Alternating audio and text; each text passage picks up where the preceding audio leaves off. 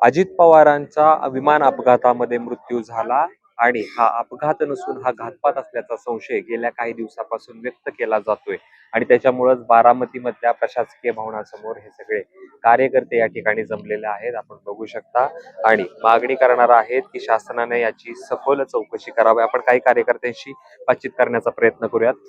आज या ठिकाणी जमलेला आहात, काय नेमकी प्रमुख मागणी आहे? आदरणीय अजितदादा यांचं जे दुर्घटना घडली आणि त्यामध्ये निधन झालं, त्या संदर्भात बरेच दिवस झालं, आता जवळपास महिना होईल की वेगवेगळ्या चर्चा की अपघात कशा पद्धतीने झाला, ब्लॅक बॉक्स जळाला आणि तो ब्लॅक बॉक्स सुद्धा जळाल्यानंतर त्यातनं जे काही आपल्याला पुरावे मिळणार होते ते मिळाले नाही.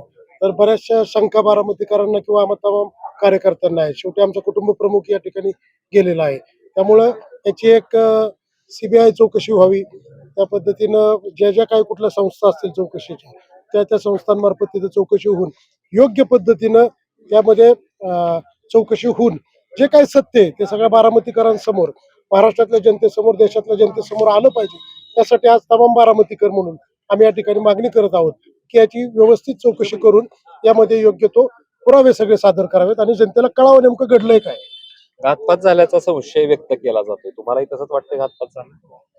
साहजिक आहे, घातपात झाल्याचं ही सगळ्यांनाच वाटतंय. अख्खा महाराष्ट्र म्हणतो की दादाचा घातपातच आहे. परंतु मला वाटतं की दादाच्या जाण्याने ही महाराष्ट्राची जी काय झालेली हानी ती भरून निघणार नाही. त्यासाठी आमचं सगळ्याच्या ह्या महाराष्ट्रातल्या जनतेचं म्हणणं आहे की ह्याची चौकशी झाली पाहिजे आणि खऱ्या अर्थाने सगळ्या गोष्टी पुढे आल्या पाहिजे. लोकांना कळलं पाहिजे की घातपात आहे का म्हणजे बाकीच्या काय गोष्टी आहेत त्या बाहेर पडल्या पाहिजे. काय सांगाल?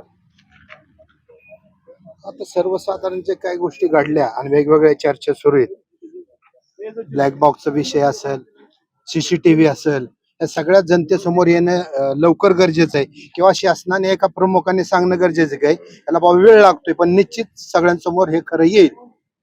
काही महिला आपल्या सोबत आहेत, त्या ठिकाणी आपण बघू शकतो. दादा, तुम्हाला न्याय मिळवून देणारच एक बारामतीकर, कशा पद्धतीने न्याय मिळवून देण्यासाठी प्रयत्न करतात? ते दादांनी खूप मोठं काम केलं आणि त्यांना मिळवलंच पाहिजे, कारण आम्हाला बारामतीकरांना वर्क करायला झाले आम्ही दादांना, त्यामुळे दादांना न्याय मिळालाच पाहिजे. हा घातपात असल्याचा संशय तुम्हाला? 100% दादांचा घातपातच झालेला आहे. दादांना न्याय मिळण्यासाठी आम्ही झटतच राहणार आहोत बारामतीकर. काय पुढची भूमिका असणार आहे? नक्कीच ही झालेली घटना ही खूप दुर्दैवी आहे आणि ती कशी काय झाली हे सगळ्यांनाच आश्चर्य वाटत आहे. आपल्या लाडके नेत्याचं असं दुर्दैवी अंत होणं हे कुणी स्वप्नातही विचार केला नव्हता आणि म्हणून ही गोष्ट काय त्यात तथ्य आहे ह्याची सखोल चौकशी व्हावी असं आम्हा सर्वांना वाटतं. खरं तर बारामती तालुक्यामध्ये जो ही दुर्दैवी घटना घडलेली आहे, तर प्रत्येकाला असंच वाटतं की हे आपल्या घरातलीच एक व्यक्ती गेलेली आहे. अगदी आज इतके दिवस झाले तरी प्रत्येकाला अजिबातच दादांची आठवण कोणाला कुठल्याही क्षणी येत नाही असं नाहीये, परंतु हा एक घातपातच आहे असं आमच्या सर्वच बारामतीकरांचंही म्हणणं आहे आणि याच्यासाठी दादांना हा न्याय मिळालाच पाहिजे आणि सखोल चौकशी ही दादांची झालीच पाहिजे. तर याच्यासाठी आम्ही आज सगळेजण एकत्र जमलेलो आहोत आणि तसं आम्ही प्रांत साहेबांना पत्र देणार आहोत. दादांचा जो अपघात झालेला आहे तो खरं तर अपघात आहे की घात आहे याची सखोल चौकशी करण्यासाठी आम्ही आज या ठिकाणी सर्वजण एकत्रित जमलेलो आहोत आणि आम्हाला आजपर्यंत ज्या घटना घडत गेलेल्या आहेत मागील 28 जानेवारी पासून, त्यामध्ये जे काही समोर आमच्या येत आहेत त्याच्यातून तर आम्हाला नक्की असं वाटतं आहे की दादांचा अपघात नसून हा घात झालेला आहे. त्यामुळे याची सखोल चौकशी झाली पाहिजे अशी आम्ही या ठिकाणी मागणी करीत आहोत. काय पुढची भूमिका असणार आहे? आज या घटनेसाठी आपण इथे सगळेजण इथे आलो आहोत.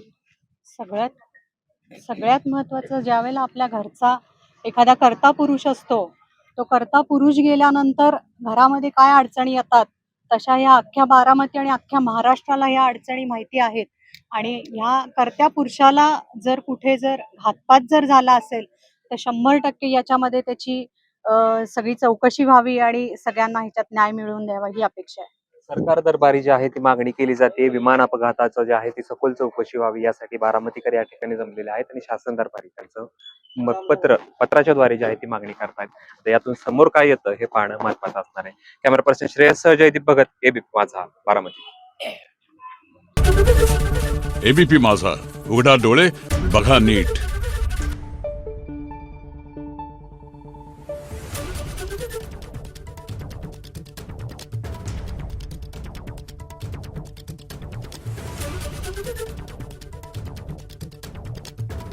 Thank you.